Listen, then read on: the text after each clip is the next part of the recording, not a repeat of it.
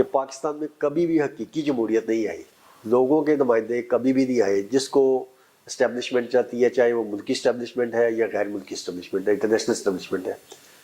तमाम stake holders हैं, तमाम के मुफादात हैं, वो अपने तौर पे ही वो इलेक्शन करवाते हैं और वोट किसी का होता है, निकलता किसी का है। कि ये बात तब जाके ख़त्म होगी कि जब ये सारे एक एजेंडे पे इकट्ठे होंगे।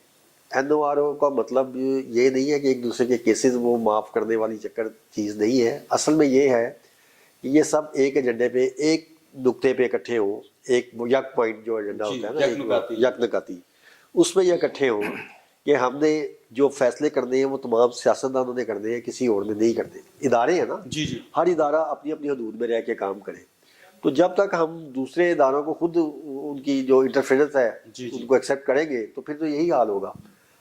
इमरान खान साहब